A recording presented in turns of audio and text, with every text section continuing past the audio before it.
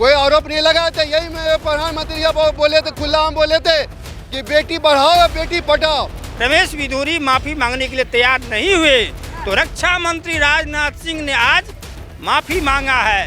यही राहुल गांधी गुजरात में बोले थे तो पूरा सत्ताबाजी वाले बंदे राहुल को कहते थे गलती मानो गलती मानो। हाँ। गलती मानो, उसके बाद उसके वारंट भी निकला। निलंबन हुआ है वो विपक्ष के सांसद का हुआ है, पक्ष के सांसद का को होता है निलंबन। यही जनता यही चाहेगी। एक विपक्ष से तू बोलते हो ना, विपक्ष को एकदम गुजरात में कुछ भी हुआ चुनाव के टाइम में तो तुम उसके लिए करो कि विपक्ष को गलती मानने के लिए, तो अब तुम नहीं मान सकते गलती। नमस्कार, आप देख रहे हैं न्यूज़ 1 इंडिया और मैं हूं आपके साथ आस्था तिवारी। संसद, जी हाँ, भारतीय जनता पार्टी के नेताओं की अगर बात की जाए तो इसको कहते हैं कि लोकतंत्र का वो मंदिर है जहाँ की शोभा जो है वहाँ की भाषा बढ़ाती है। लेकिन जब बीजेपी के ही सांसद अमर्यादित भाषा बोलने लगे तब क्या? जब विपक्ष अगर कुछ बात कह देता है तो तुरंत बर्खास्ती की ओर पूरा बीजेपी यानी कि एनडीए गुट खड़ा हो जाता है। लेकिन अब चुप्पी क्यों साधे हुए? कहा जा रहा है कि दोबारा ऐसा कहा तो कार्रवाई की जाएगी।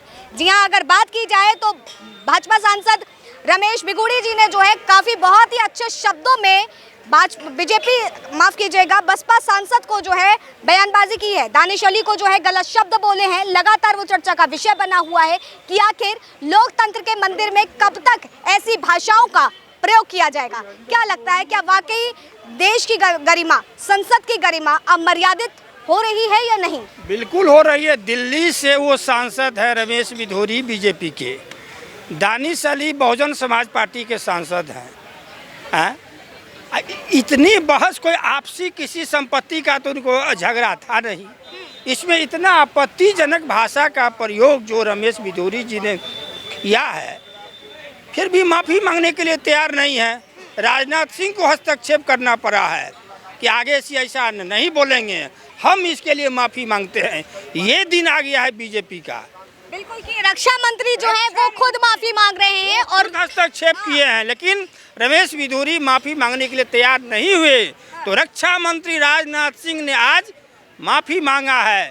ठीक है दानिश अली जी, आगे से ऐसा नहीं होगा, हम इसका आश्वासन देते हैं, इनके तरफ से हम माफी मांगते हैं। तो सोच लीजिए, ये भाषा अभी तो महिला आरक्षण लागू हुआ है, इसको इम्प्लीमेंट होने में कई वर्ष लगेंगे। तो महिला ही एक अकेली स्मृति ईरानी थी, अपनी गलती छिपाने के लिए कितना आक्रोश में बोलती थी। आज रमेश बिधूरी बोल रहे हैं। अब बीजेपी के जानदेव महिला सांसद जीत के आएंगे, वो दिन क्या होगा देखते जाइए, आगे आगे क्या होता है। अगर देखा जाए तो सदन में निलंबित करने की जो परंपरा है वो लंबे समय से चलती आ रही है। हाल ही में अभी जब सुनवाई हो रही थी, राघव चड्ढा को निलंबित किया गया था, संजय सिंह की बर्खास्तगी कर दी गई थी, तो आखिर यहाँ पर क्यों चुप है? क्या वाकई सोच रही है जनता? चुप इसीलिए है कि अभी तो जितना निलंबन हुआ है वो विपक्ष के सांसद का हुआ है, पक्ष के सांसद का को होता है निलंबन। वो बीच में एक आदमी आ जाएंगे, कहेंगे कि हम माफ़ी मांगते हैं, तो जो चेयर पर बैठे हुए हैं उनकी भी तो कोई मर्यादा है, उनको भी तो कुछ हस्तक्षेप करना चाहिए, उनको भी तो बोलना चाहिए। वो कुछ नहीं बोलते हैं। अगर सदन में ही पक्षपात होगा, होता ही है। हाँ, होता ही है, सदन में तो पक्षपात होता ही है। सदन में तो जिसकी लाठी उसकी भैंस है। पक्ष तो बेचारा जनसंख्या के आधार पर भी उसको बोलने का टाइम दिया जाता है। ये हालत आतंकवादी उग्रवादी से तुलना कर देना। यही राहुल गांधी गुजरात में बोले थे तो पूरा सत्ताबाजी वाले बंदे राहुल को कहते थे गलती मानो गलती मानो। हाँ। गलती मानो, उसके बाद उसके वारंट भी निकला। हाँ। सब कुछ हुआ, जमात भी हो गई बजा।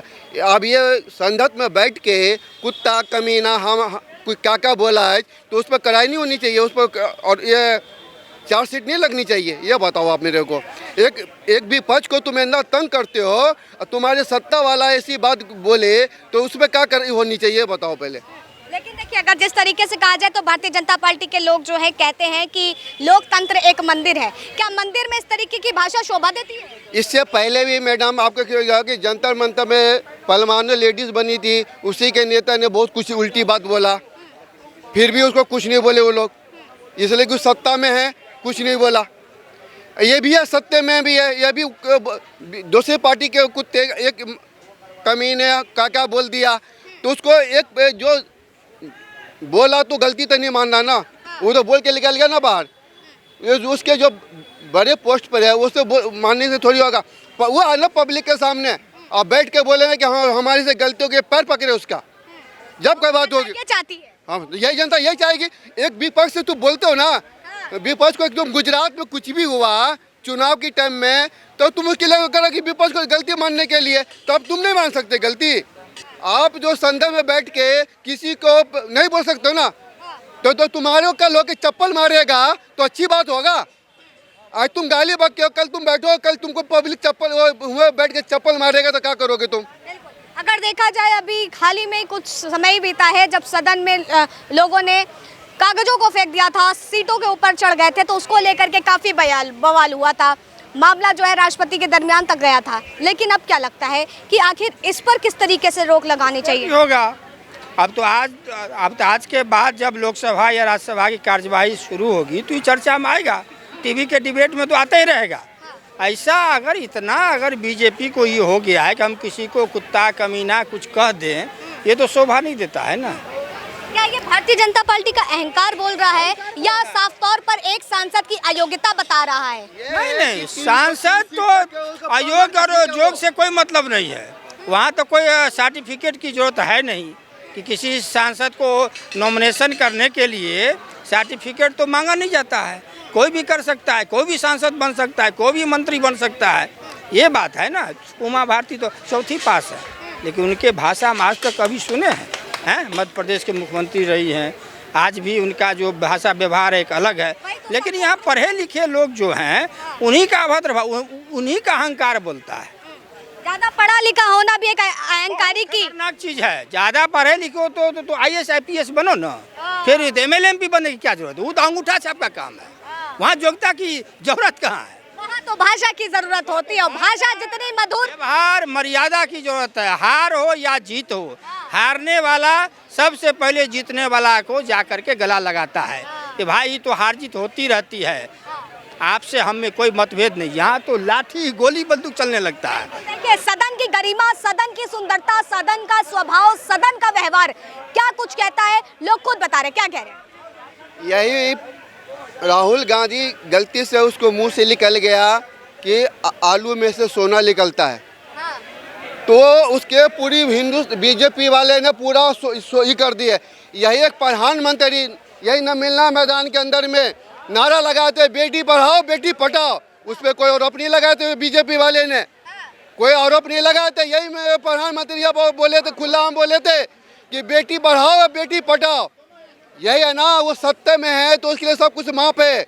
विपक्ष सत्य में नहीं है तो कुछ भी बोल दिया तो उसके लिए अंदर जाओ, जेल के अंदर जाओ और कुछ भी बोल दो, गलती में लाठी उसकी बहस।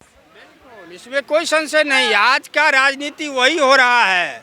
हम किसी को अगर कोई उचित बात बोले संजय सिंह तो पूरा सदन के लिए उनको निकाल दिया गया। इन्हें जो आज भर के लिए सो नहीं है, ये तो बिल्कुल तमाशाई है। हम कुछ बात किसी को पूछे हैं, ये तो अरे ऊपर से वहाँ पर पूर्व केंद्रीय मंत्री हर्षवर्धन जी टाके लगा रहे हैं, वो वायरल अच्छा हो रहा। वही सोच लीजिए ये हमारी क्या चीज बढ़ावा है ना, एक तरह से सांसदों को बढ़ावा देना बढ़ावा है कि तुम जो बोल रहे हो अच्छा कर रहे हो, हम तुम्हारे साथ हैं। चुप हैं तैयो ठाका लगा रहे हैं, अयो आप मुस्कुरा रहे हैं, अयो सब समय आएगा, समय बलवान है। यही बीजेपी है जिसको दिल्ली में 70 सीट में 3 सीट आता है कि नहीं? यही दिल्ली है जिसको MCD में फास, कहीं कुछ नहीं।